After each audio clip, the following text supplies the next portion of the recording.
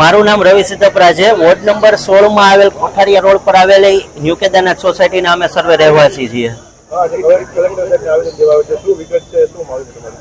Collector સરને જે આવેદન દેવાનું છે એમાં મુખ્યત્વે અમારી પાસે આજના બે મુદ્દા છે। એમાં પહેલા મુદ્દાની જો વાત કરવામાં આવે તો એ જે અસાન ધારાનું ચુસ્તપણે અમલવારી થાય, અને બીજો પ્રશ્ન છે કે જે સોસાયટી 35 વર્ષ જૂની છે અને સરકારના અગાઉના નિયમો દ્વારા સનદ જે કરવાની હતી અને એ સનદની ફાઇલો સોસાયટીમાં કેમ કરીને એકત્રિત કરેલ છે, પણ એનો કોઈ હજી સુધીમાં જવાબ આવેલ નથી।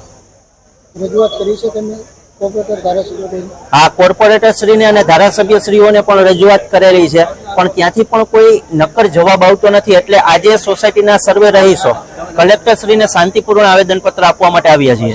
લાગુ છે છતાં પણ વિદ્યાર્થીઓને મકાન વેચવામાં આવે છે, તો તમને આ બાબતે કોઈ જાણ થઈ હતી? તેના ઘરે મકાન વેચવાના જ્યારે મકાન માલિકો તમને જાણ કરે છે? ના, મકાન માલિક દ્વારા કઈ પણ પ્રકારની જાણ કરવામાં આવેલ નથી।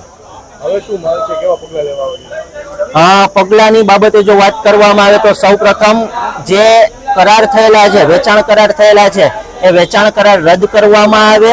અમારી તાત્કાલિક માંગણી એ છે, અને ભવિષ્યની અંદર આવા કોઈ વેચાણ કરાર ના થાય અને કોઈ વિધર્મીને મકાન ના વેચે એ માટે થઈને ખાસ કલેક્ટર શ્રી દ્વારા પગલા લેવામાં આવે। અંદાજિત અમારી સોસાયટીની અંદર 250 થી 300 જેટલા પરિવારો છે એ રહે છે।